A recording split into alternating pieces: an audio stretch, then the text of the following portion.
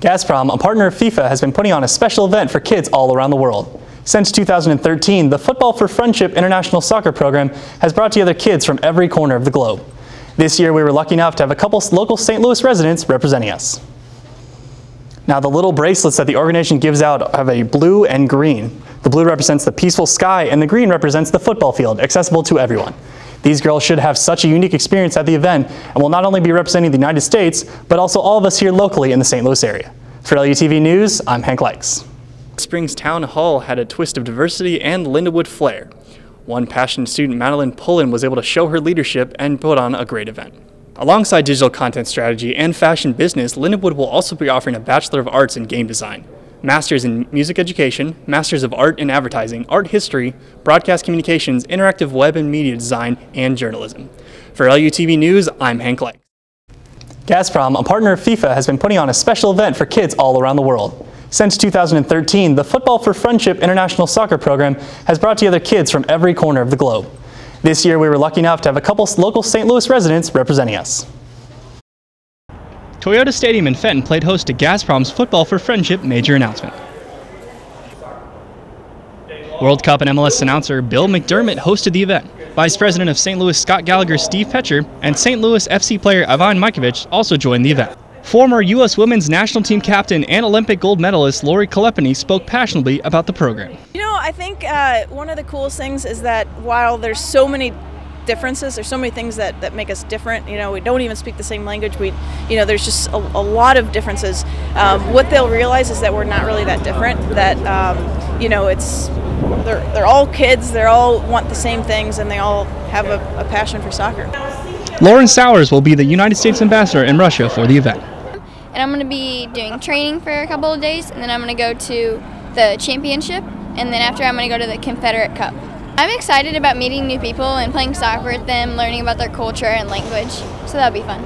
And I'm excited to go with Emily and spend a lot of memories with her, and it'll be fun. Emily Kerber will be Lauren's journalist and draws inspiration from her father, Blues radio play-by-play announcer Chris Kerber. When I got old enough to learn what my dad's job was and stuff, I looked into it a little more, and I noticed that it wasn't just hockey that did all the broadcasting and stuff. There was soccer and baseball, and I love a lot of sports, but I kind of just got into it because of my dad. The girls handed out green and blue friendship bracelets after the event. Lauren and Emily will make their way to St. Petersburg to participate with 63 other pairs from around the world. Now, the little bracelets that the organization gives out have a blue and green. The blue represents the peaceful sky, and the green represents the football field, accessible to everyone. These girls should have such a unique experience at the event and will not only be representing the United States, but also all of us here locally in the St. Louis area. For LUTV News, I'm Hank Likes. A local student started the process of having an original play make the big stage. I had a chance to go to the live reading this past weekend. Lindenwood theater students have to create an original play in conjunction with class. Essie Vertanen had a public reading with full cast this weekend to a packed house. I mean, I was surprised how many people showed up. I mean, I invited like a lot of people, and we had 40 seats in this room, and each one of them were filled up. So I thought it was absolutely amazing. I could have not wished for more about tonight. It was really everything I could wish for. Professor Larry Quiggins oversaw Essie's project and read aloud the play's actions. And I felt that the students really did a nice job. The student actors, they portrayed the roles very nicely and brought out the characters that Essie was trying to bring to life, and definitely told the story that Essie wanted to be told. Student actor Bree Howard had the opportunity to portray the play's lead, Audrey. I totally attached to Audrey. Audrey's close to my heart because I love to travel, and I do it a lot.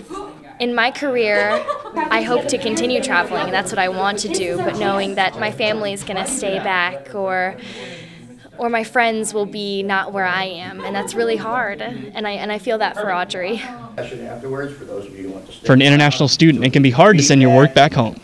However, through Facebook Live, even Essie's family across the pond in Finland could be a part of the entire show. Doing something like this, I know that my family can't come and see it. So Facebook Live love technology that they do that the technology allows us to do such thing that like my boyfriend's family in Canada can see it, and my friends and family back home in Finland can watch it. So it's amazing. I loved it, and it means a lot to me that he did that.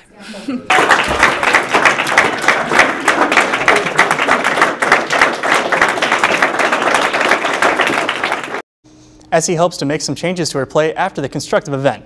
The audience gave her great feedback and some changes should be expected. She looks to sell the play and one day see it performed live on stage. For LUTV News, I'm Hank Likes. Digital Cinema Arts gives students an opportunity to write and direct their own short films. This weekend, the second of 17 student-led films went to set.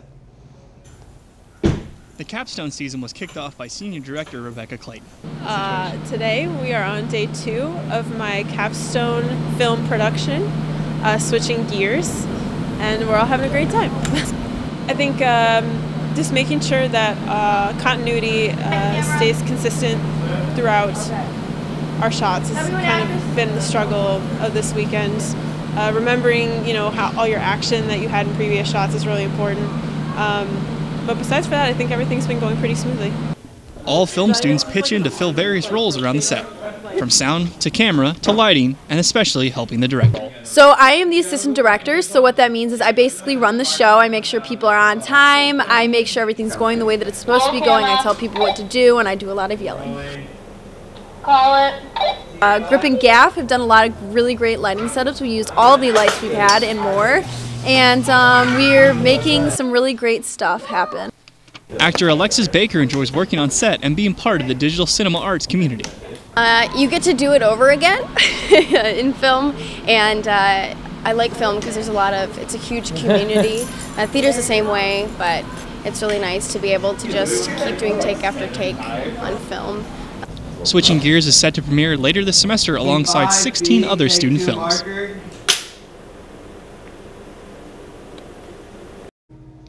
On May 3rd, you can see all 17 student films on Lindenwood's campus. The films can be seen in Young Auditorium at 7 p.m. and admission is free. For LUTV News, I'm Hank Likes. Donald Trump has signed his first bill as president.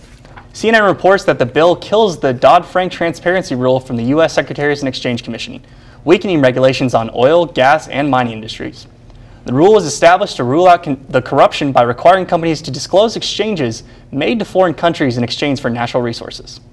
The United States Senate confirms 3 new members for President Donald Trump's cabinet. Treasury Secretary Steven Mnuchin, Small Business Leader Linda McMahon, and Secretary of the Department of Veteran Affairs David Shulkin. Mnuchin was a former executive at Goldman Sachs and was confirmed on a 53-47 vote, with Senator Joe Manchin, the lone Democrat, voting yes. Linda McMahon was a key member of growing the World Wrestling Entertainment and was confirmed on an 81-19 vote. Finally, Dr. David Shulkin was approved by a unanimous 100-0 vote and has been praised by members of both parties. Switzerland's second largest bank, Credit Suisse, says it plans to cut as many as 6,500 jobs this year. The announcement comes after 2 years of losses and a multi-billion-dollar settlement with U.S. regulators over ties to the 2008 financial crisis. The bank suffered a loss of 2.4 billion Swiss francs, or about 2.38 billion US dollars. The bank currently employs 47,170 full-time workers. Chief Financial Officer David Mathers says up to 6,500 jobs will be cut throughout the year.